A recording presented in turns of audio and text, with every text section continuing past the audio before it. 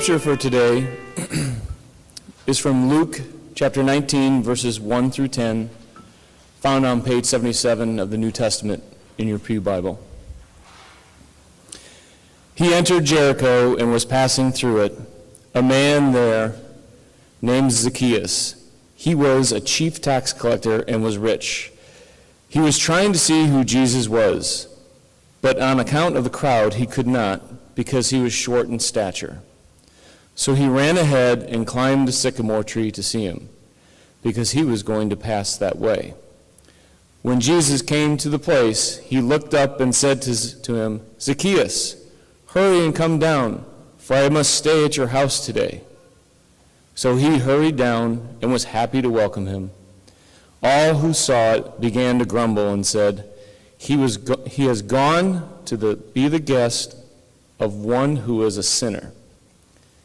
Zacchaeus stood there and said to the Lord, "Look, half of my possessions, Lord, I will give to the poor. And if I have defrauded anyone of anything, I will pay back 4 times as much."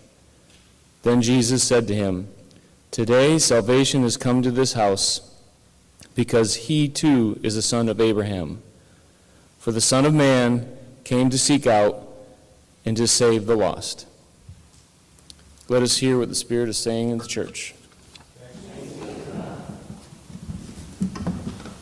Thank you for that wonderful, powerful, and uplifting message of music. We are one. Not a bad thing to sing today, is it? The election has come and gone. And maybe the only thing we'll all agree on about the election is that we're glad that it's over. We learned what we already knew, that we as a nation are fairly divided, that there are many, many different opinions.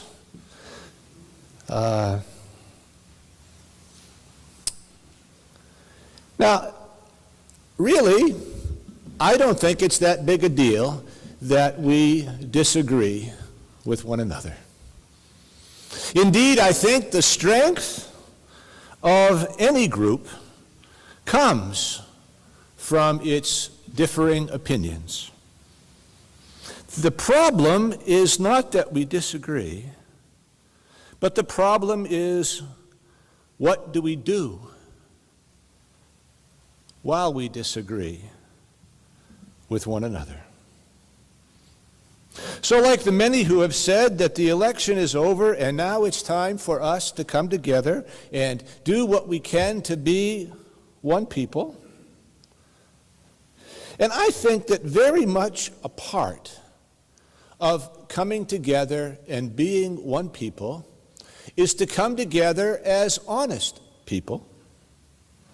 That is, not to put away what we think and how we feel, but to bring all of who we are to the wonderful, beautiful, united people that we long to be. I'm going to ask you each in a minute to call a word to mind that describes where you are and how you feel. I won't ask you to share it, but if you'd like to share it, you're welcome to.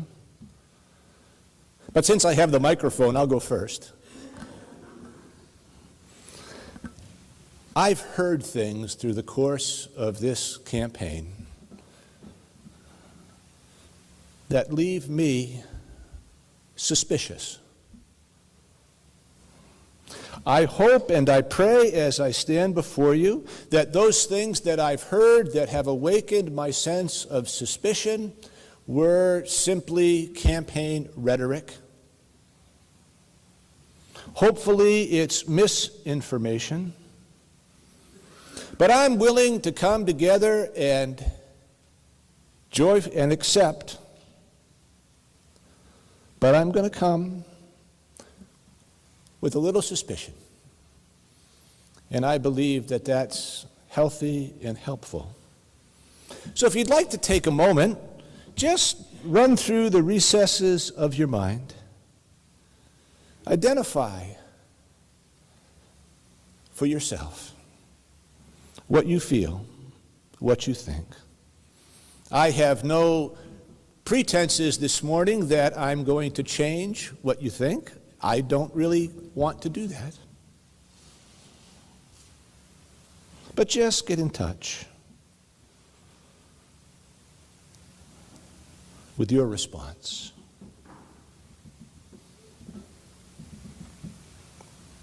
The image someone used for me in this past week was that our new president-elect is going to be flying the plane that we're all riding on. And so, we hope and we pray that he does well, because to do anything else is to really work against our own best interests.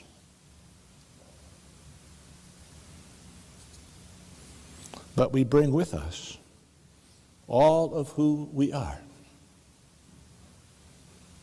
One of the people I admire most is a United Methodist bishop in Los Angeles, Minerva Carqueño. And of all the commentary and all the thought that I have read in the past week, hers have been the most helpful to me, and I'll share them with you, hoping that you will find them helpful as well. I won't read everything that she wrote, but I'll read parts of it. And if you'd like a full copy of her text, I'd be happy to share it with you. We have lived through some difficult months. Months of growing hostility among political leaders, with lashing out at others in extreme ways. And not just at political opponents. Racism, misogyny, xenophobia, and a disregard for the economically poor, and all too often a lack of honesty, has characterized the race for the presidency. It brought out the worst in us.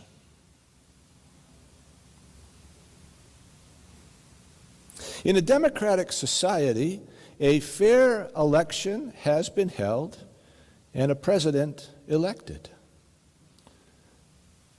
I hope that we United Methodists participated in the election. As United Methodists, we believe that the strength of a political system depends upon the full and the willing participation of its citizens. We have voted, and the election is done, but the concerns and fears left by such a terribly contentious political process remain. Our beliefs now guide us forward with a deep sense of responsibility. Our social principles clearly say the church should continually exert a strong ethical influence upon the state, supporting policies and programs deemed to be just and opposing policies and programs that are unjust. So if the policies and programs of the new administration, I'm sorry, I lost my place. So if the racist, misogynistic, and xenophobic and uncaring, dishonest attitudes of the race for the presidency should surface in the policies and programs of the new administration, then we as a church have much work to do.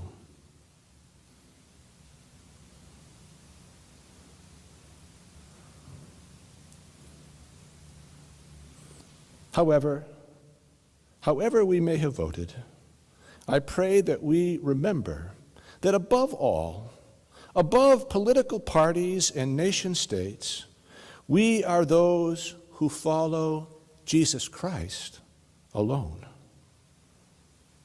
Citizens of the reign of God. I believe that on this day, Jesus is beckoning us to join him in walking with those who have suffered the most, those who are broken in spirit and body, those who are living in fear and have lost hope. Following Jesus and standing with and caring for those whom Jesus also loves may require that we challenge the political power of our time. Let us be a people of Christian faith, unafraid for the God of justice, for the God of justice will be with us. I found those words helpful, and I hope you have as well.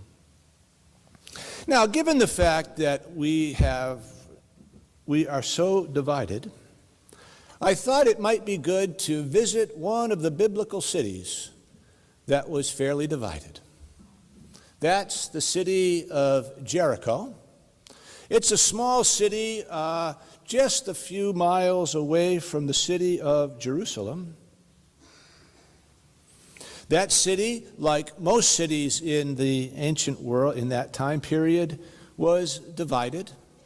The Roman Empire was occupying Judea. There were those who supported the empire, and there were those who did not. There were some wonderful, powerful, glorious gifts that the empire brought to the whole world, and we rejoice, and we still live with many of the blessings that came from that point in history. But there were some not so good things about the Roman Empire. One of them was their taxation policy.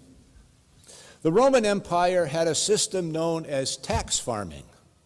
That meant that when they came to a community, they would identify a single individual within that community, and they would say to that individual, it's your job to raise X number of dollars. They weren't dollars, but I forget what the Roman currency was. And anything that you are able to collect over and above the prescribed amount is your compensation for your work. As you can imagine, such a practice would be ripe for abuse.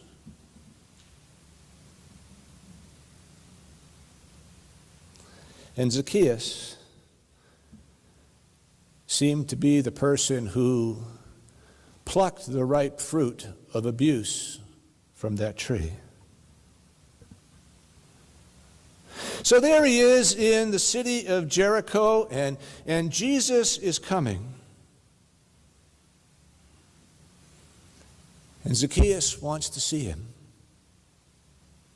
Now, it says that he couldn't see him because he was relatively short of stature. That is, that everybody else was taller than he, and if everybody else didn't like him because he was the tax collector, they probably weren't too eager to let him get in front of them, even though they could probably see over him. They were screening him out. So then Zacchaeus does two things that would be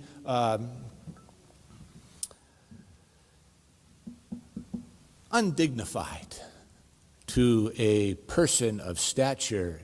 He runs and he climbs a tree.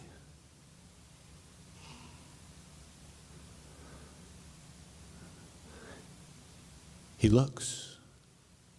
He sees Jesus. And more importantly, Jesus looks. Jesus sees him. And something happens in that connection when they meet one another eye to eye. No doubt Jesus knows all about who Zacchaeus is. He knows all about the systemic injustice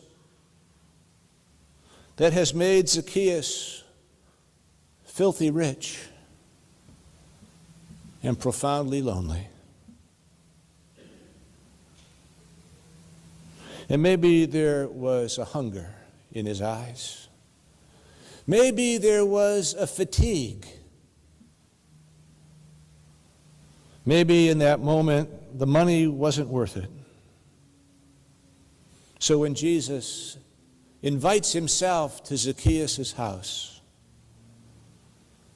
Zacchaeus agrees.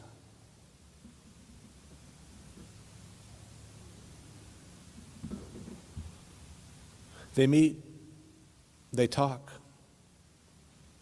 and Zacchaeus is transformed. He readily and willingly says, I'll make the amends that I can make.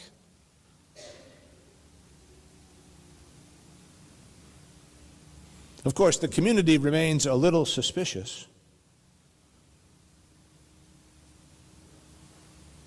But the story is a proclamation of good news. His heart changed. His behavior ceased. Something wonderful and beautiful happened to that divided city because the love of God awakened a passion for justice, and that justice still calls the whole world together.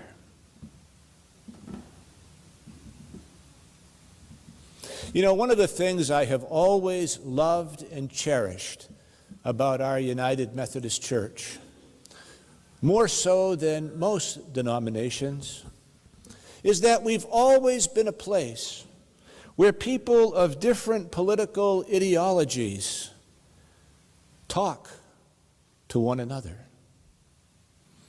That in so many places, church life is where there is segregation of everything, including ideas. And oh, how I long for our church to continue to be a place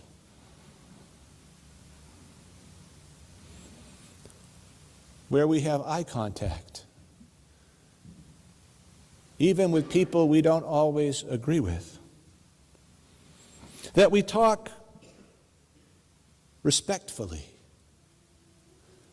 I have been so blessed this week by people of both sides coming and sharing with me what it was that was important to them. And I'm blessed and honored by those conversations. And I hope they continue, not just with me, but with you, with one another. You see, coming together is not about pretending. Coming together is not about ignoring. Coming together is not about the polite dance when we do not say what we think. Coming together is trusting that the bonds that hold us together are strong enough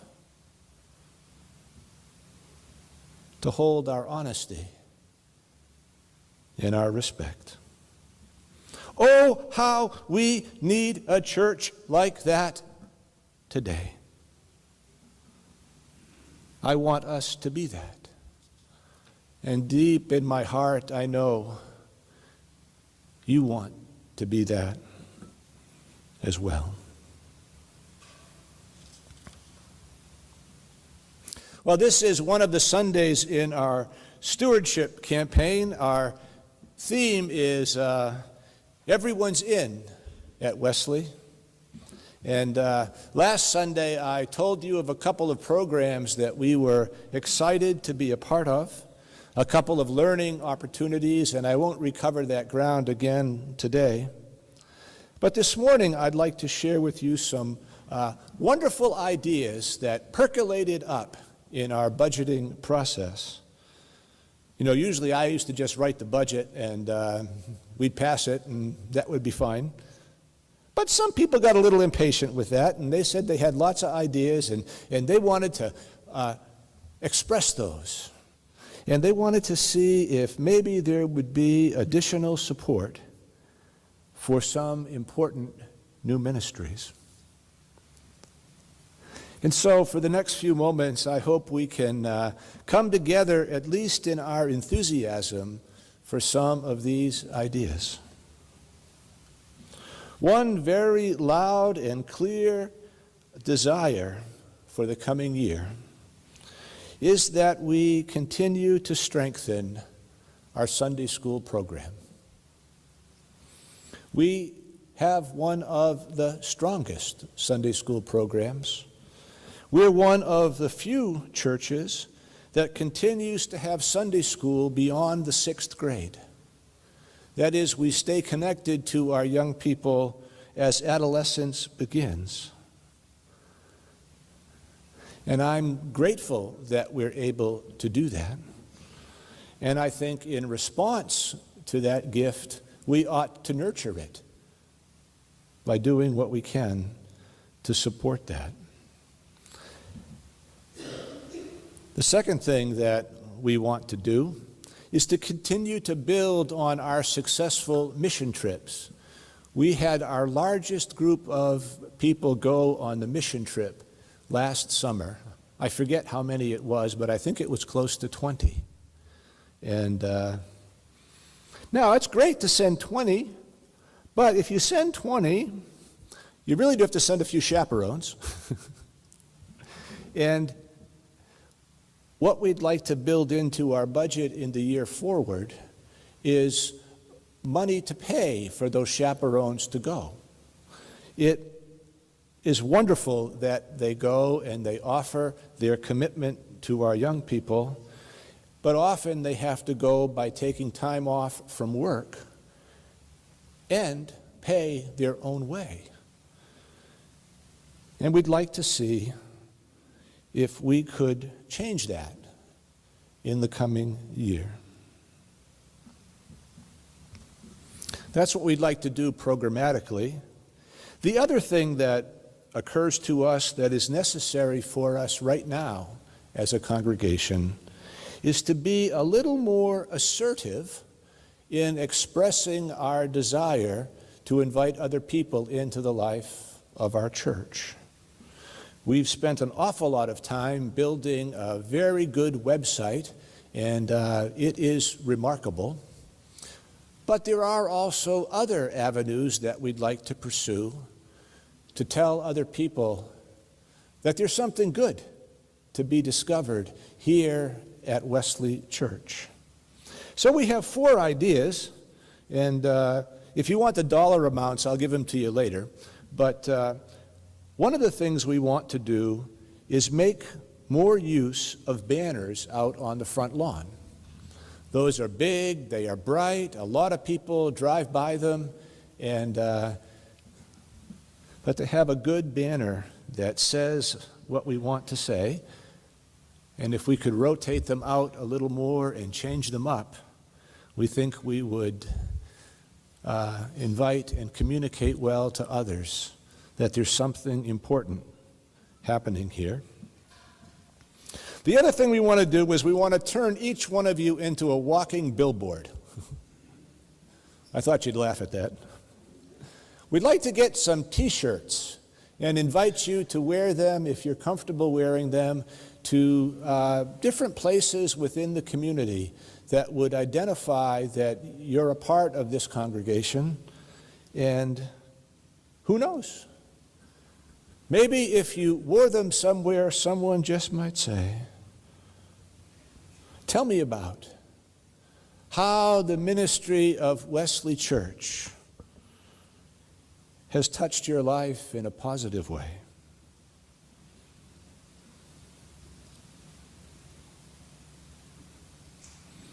The other thing we'd like to do is explore some ways of mass communication. They're kind of expensive, and we'll try to figure out what's the best way to do that, but some way to get the word out that we're here. Maybe through mailings. We're researching it, and it will depend on how we do as to whether we'll be able to do that or not. But the one we're doing that really excites me, and I hope it excites you because we're going to need everybody to do it, is every summer there's the downtown market days. And what we'd like to do is get a table there every year and to proudly go down there, maybe wearing a t-shirt, and just telling folk that there is a United Methodist Church in the city of Concord. And something important happens there. And we'd love for you to be a part of it. So those are our ideas. They've kind of excited me. I hope they'll excite all of us as we think about our stewardship and our support in the year to come. Because the ministry of the church is important. A place of respect and belonging. A place of dialogue and transformation.